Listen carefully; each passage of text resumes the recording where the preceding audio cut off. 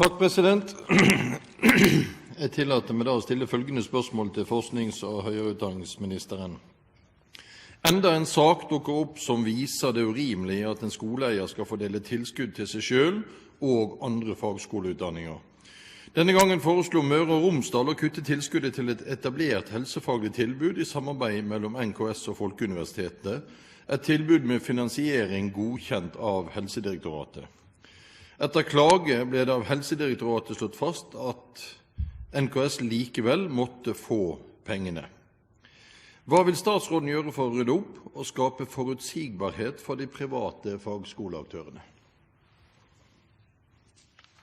Statsråd Tora Aasland. President, som kjent vedtok Stortinget i forbindelse med forvaltningsreformen å overføre finansieringsansvaret for fagskolene til fylkeskommunene fra og med 2010. I tråd med dette ble midler til fagskoler som tidligere fikk tilskudd over Kunnskapsdepartementets budsjett, overført til fylkeskommunens rammetilskudd gjennom Kommunal- og regionaldepartementets budsjett. Midler til fagskoler over Helse- og omsorgsdepartementets budsjett ble som en overgangsordning ikke overført til fylkeskommunenes rammetilskudd, men beholdt som en særskilt tilskuddsordning forvaltet av Helsedirektoratet.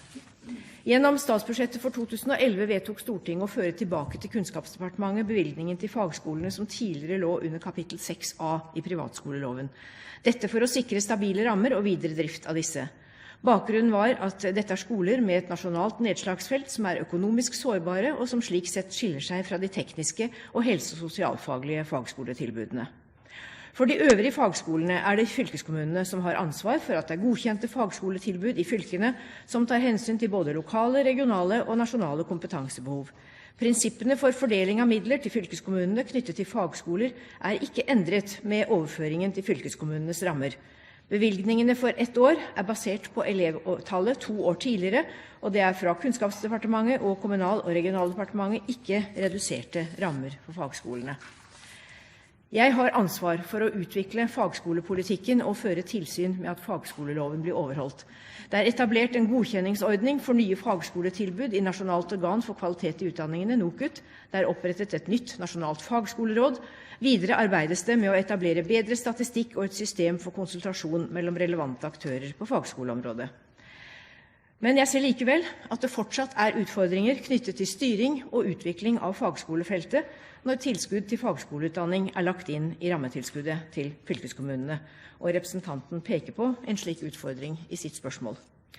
Forum for fagskoler, Voksenopplæringsforbundet, Norske fag- og friskolers landsforbund og Norsk forbund for fjernundervisning og fleksibel læring uttrykker også bekymring for at fylkeskommunene skal forvalte all fagskoleutdanning, både de fylkeskommunale fagskolene de selv eier, og andre private fagskoletilbud.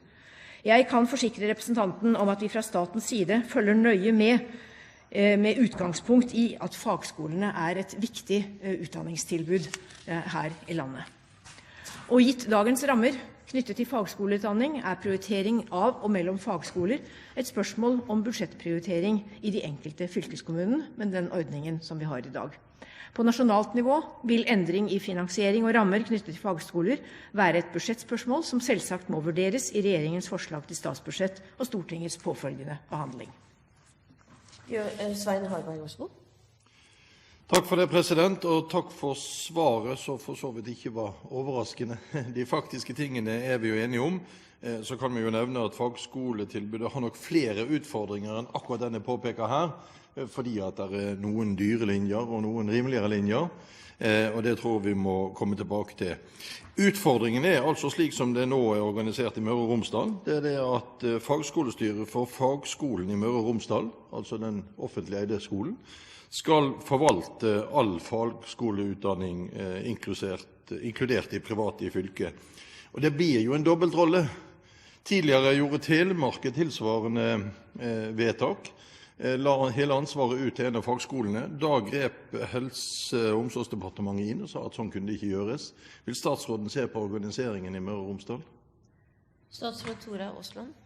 Jeg vil presisere at det er fylkeskommunene som har det overordnede ansvar. Så må det jo være opp til fylkeskommunene å vurdere hvordan de organiserer sitt ansvar, men det er fylkeskommunene som til syvende og sist da på det nivået har ansvaret. Jeg er fullstendig klar over at litt ulike roller som man ser i noen fylker kan føre til rollekonflikt og problemer med prioriteringen, fordi det er et helhetlig ansvar vi skal ta vare på. Jeg har stor tro på at fylkeskommunene klarer den jobben. Det er tydelig at de av og til må få noen saker med påpekninger om det helhetlige ansvaret som de har. Men jeg tror også at både det nasjonale fagskolerådet og den godkjenningsordningen som vi har i NOKUT, samt ikke minst vårt, departementets og mitt tilsyn med dette, at det vil fungere slik at vi får en bedre ordning for fagskolene etter hvert. Svein Harberg til andre oppfølgingsspørsmål. Takk, president. Jeg tror nok ikke statsråden og undertegnede blir helt enige om hvordan vi skal løse dette i denne spørretimen. Men jeg er veldig glad for at statsråden peker på at dette må han overvåke hele tiden. Og det blir veldig spennende å se hva det nasjonale fagskoleutvalget, eller rådet, kan bidra til i denne saken. Det er jo slik i politikken at vi er veldig opptatt av habilitet og inhabilitet. Og for meg blir det grunnleggende vanskelig når den ene skoleeieren på fritt grunnlag skal formidle midler til både private og offentlige skoleeiere. Så prinsippet der står i hvert fall vi i Høyre fast på, og vil igjen utfordre statsråden på. Ikke minst med bakgrunn av de episoder vi nå ser ikke statsråden at det var kanskje bedre å ta all fagskolefinansiering tilbake til staten? Tora Aasland, vær så god.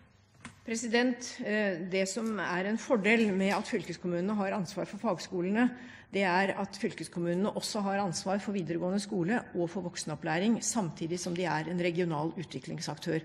På den måten er de tett på det fagskolene utdanner til, og jeg mener at de har en særdeles god plassering i forhold til hvordan de kan legge til rette for fagskoletilbud.